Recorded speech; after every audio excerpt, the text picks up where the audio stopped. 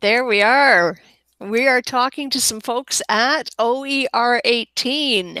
Why don't we start with the on-site folks? Introduce yourselves and maybe give us a one-word description of OER 18 to this point.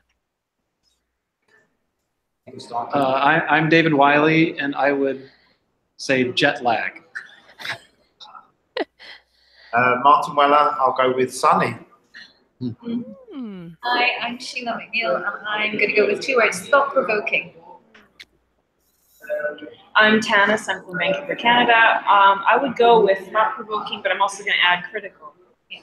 Oh. And I'm Helen DeWard, and I will go with coffee. Excellent. And I'm Wendy Tullio, and I can't think of a single word, but I'm just peeping in the door. Cool. So why don't you tell us how the vibe is this morning, and the conversations you're hearing, the sessions you're attending.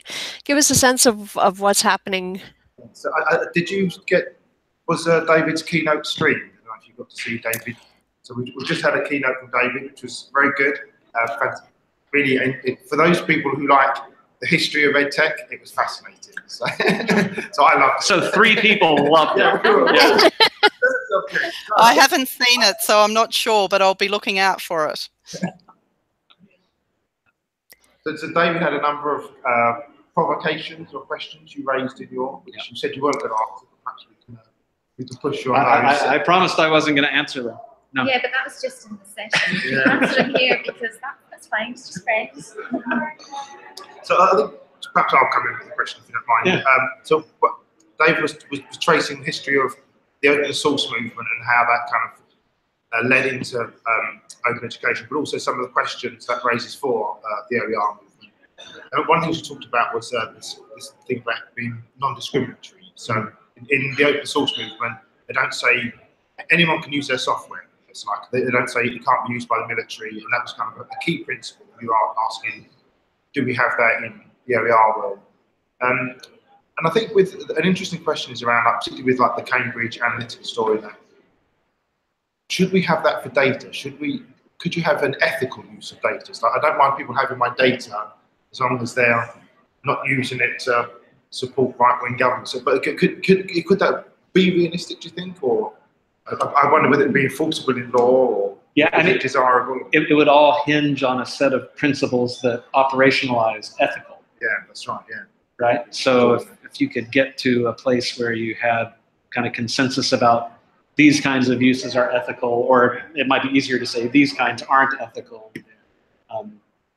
then, I mean, that's what they did in the open source community. That's what they did in the free software community. They kind of came to, well, actually in the free software community, Richard just wrote, you know, the definition. But there were multiple people involved in the open source definition is actually adopted from the Debian free software guidelines, which was more of a community process of people saying, here are the values that we think we ought to enshrine in a certain way, right? But maybe it's reversing as well. There was a really interesting presentation from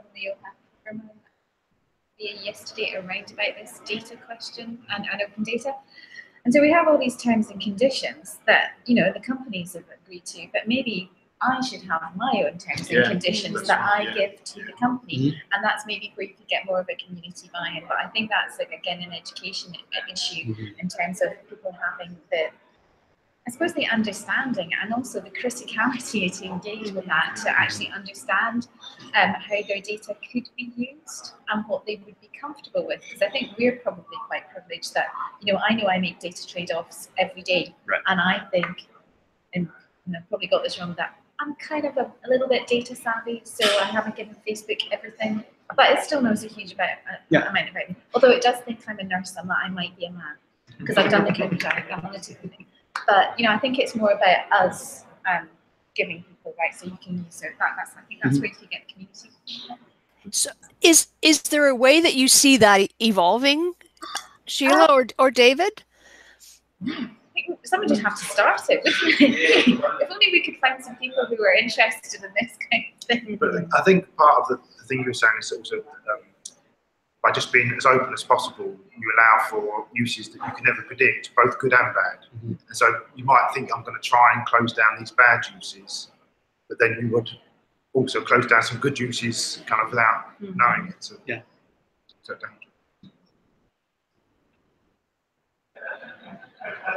So do you see this being an open movement, crowdsourcing opportunity to kind of write the rules?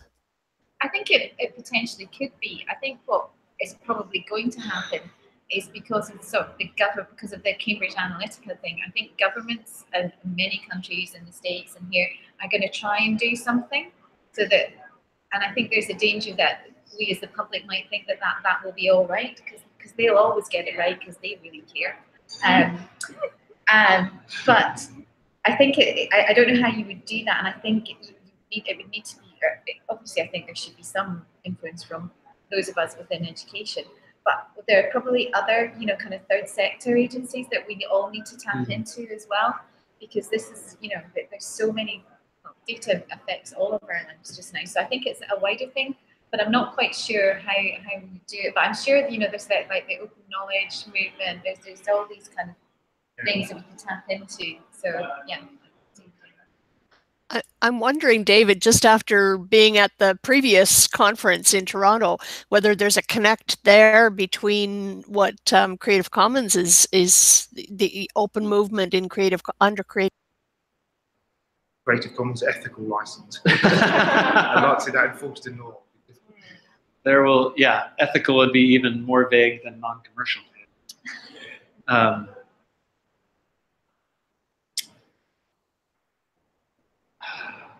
Sorry, jet lag is my word. Sorry. I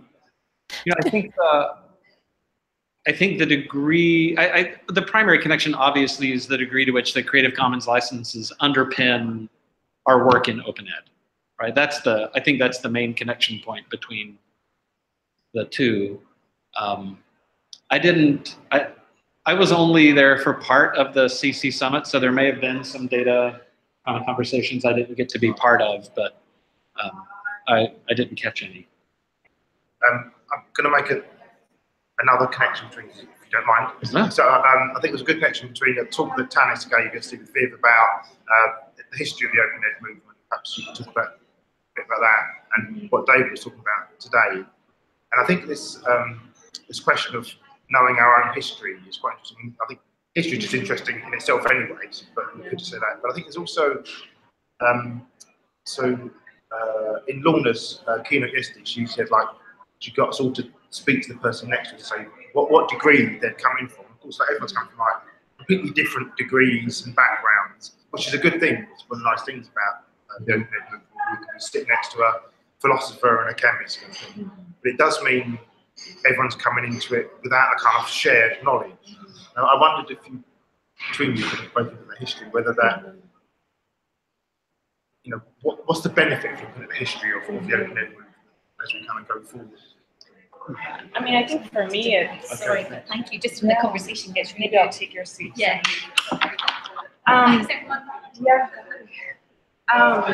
Like for me, I guess, in kind of digging into the history of open with Viv, I mean, certainly you see that there's many strands, and your talk today really began with the open source movement. But what I find myself asking myself increasingly is, do we really even at this point in time have a good sense of the landscape enough to even start talking about definitions and those sorts of things? Because, I found myself wondering, for example, today, the history of open source is so centered on a US global north kind of perspective. And, I have a hard time believing that there wasn't something happening in a continent as large as Africa in a context where perhaps open source had a different name, a different label. I don't feel like we're doing a good enough job of broadening our view of the landscape. And certainly more recently I've become interested in, what are the OERs in other languages? And why aren't we looking at those? Why aren't we surfacing those? Why aren't we adapting those? Like, why do we create our own math textbooks when there's a perfectly good one in Finnish? But we don't really, it's a very one-way transaction. And I find myself, even in these conversations, we are coming from our own positionality that is really quite local and not very global at all. And so I'm hesitating more and more to even make comments about these things, because I feel like we haven't done our lit review. Like, we're still in the lit review stage, and we're trying to jump to the conclusions or the recommendations. Yeah, that's an interesting point that you bring up. I've just been looking at open textbooks in an Australian context, and I'm actually a student of Martin's at the moment through OU. And what I think about the global aspect, oh, they've gone. I was just going to say, Wendy, I think they've just dropped out. We'll hopefully see if they can connect back in. But the different languages is interesting, don't you think, Helen? I think so. But I still think for open textbooks that there's a need to customize them. So maybe if there's an open textbook in a different language, it would still need to be customized, even if it could be translated. Yes, welcome back. Yeah, Chrome crashed out. That was perfect. Yes. Crash. This session is on shaky ground to begin with, because my internet dropped even before you guys arrived.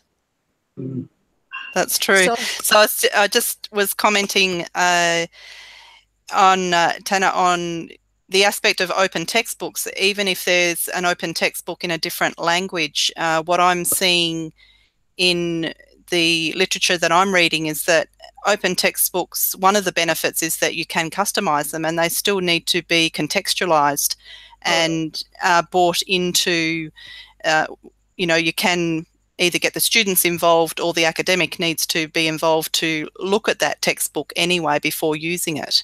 So I'm not sure that the global aspect or the inter-language aspect is necessarily a concern.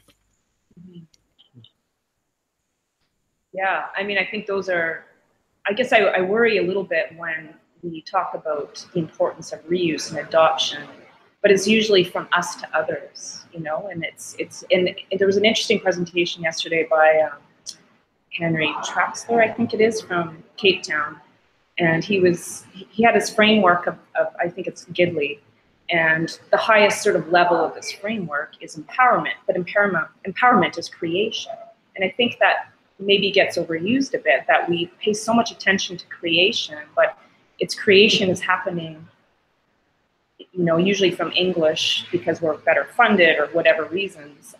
And perhaps the real contribution we can make now in the global north is actually to adopt from areas where, there's equally fantastic knowledge that maybe we should be paying attention to, and putting the effort into translating and localizing in the same way that we expect with our virtuous contributions to the world, that, people can just translate and reuse it. So those are the kinds of perspectives I'm trying to tackle right now. Oh, right, okay. Hi. Sorry, we're on a video chat. Sorry. Tanis, it reminds me of a session from Creative Commons that I attended, and it was around a digital library that is doing just what you were talking about, where they're creating the text and the book resources from local contexts in local languages with local artists, and then digitizing the materials for the local context, and then doing the translation to English or other languages from there. So I think that's definitely a next step, a new awareness in the open movement, maybe. Yeah. I think what came out from Tanis' talk yesterday was kind of also how much the different flavours of openness are embedded, I guess obviously, but like embedded in their cultural context. So like in the 70s, it was kind of much more, it was kind of a big social movement, and it's kind of, as we've moved into the 90s and 2000s, it's become much more of a kind of almost pragmatic term. And you were trying to make that distinction between the kind of the pragmatists and The idealist. The idealist, or the purist. The purist, yeah. So where do you see this moving to next? What's your next as a result of some of the stuff that you've been hearing at OER? That's a really good question. Yeah. Well, I don't know where this goes next. You know, sorry, I'm gesticulating wildly off camera. But you know, my personal next is really, it's where it has been for the last couple of years, which is picking a specific context, a specific problem, trying to really do a deep dive, understand what's happening there, and try to contribute to solving one specific problem. And it does kind of blind you to some of the broader, more global issues. But I struggle to think about how to work productively globally. And I think there's a lot to be said for really attending to the detail of your local context and understanding it and trying to actually kind of contribute to a local solution. It's often a danger, I've seen some kind of discussions around OER. If the world was entirely different, then we could do this. Like, yeah, but the world isn't entirely different, so you've got to do something. I mean, so I'm focused pretty narrowly just in the US, just in higher ed, mostly just in community colleges. And even just within that narrow framing, there's still so much diversity. You know, Yeah. It's hard to wrap your head fully around. I had a PhD student several years ago who did her dissertation work in Nepal and traveled there with her to do data collection and interview and talk to people and see where the way that OER is playing out there. It's so radically different. That it made it was a real challenge to me to feel like, how can I actually make a meaningful contribution to what's going on here? It would take me years to actually understand everything I assume about the problem, of course, is wrong, or about it's very complicated, it's very local. So anyway, so that's what's next for me, is more narrow focus, trying to solve a specific problem, and then eventually hoping that some of the things we learn, if we're able to make progress on that problem, can have some broader application. But yeah, and I guess I'm sort of the opposite. I think where I'm evolving to is, I used to work in language education, and there was this whole thing about and I know this is a weird analogy, but the responsibility of the person in the dominant language to listen to the speaker that's learning the language, right? And I'm thinking about that a lot in this context about, like, I feel like, you know, I do need to listen more, and there's a responsibility, I think, I feel, to explore more broadly and to listen to the unheard, to surface, you know, things that are relevant. I mean, that's the contribution, I feel like. For me, that is the small step, I guess. I also work in college, so ironically, what I find working in college is that I've had to look more broadly because we're so, you know, it is so much more narrowly focused, and therefore I've benefited from looking much more broadly than just in the mainstream OER conversation. So I'm being pragmatic in that sense as well. So yeah. So it's a bit rambly, but it's been a very thought-provoking conference, and all the three keynotes were all excellent and wildly different. So I think that's a real kudos to the organizers who managed to do that 2 years in a row since I've been here. I think the conference has come along at an interesting time for me. I don't know if you've been following the news about the Open University, and we've kind of been going through a bit of a crisis of identity and management. So I think a lot of it, to me, is trying to place the OU university within the kind of the modern OER movement, and I think partly goes back to that history as well. You know, so the Open University is also one definition of open education, but you know, so it needs to kind of find its way in the new landscape as well. I think that's kind of where my focus has been. I think we have to go to the next session. Yeah, I was just going to say, thank you for taking the time out to, you know, kind of stop and think as you were talking. Thank you very much. Thank you. It's been great. Thanks. Bye. Bye. Bye.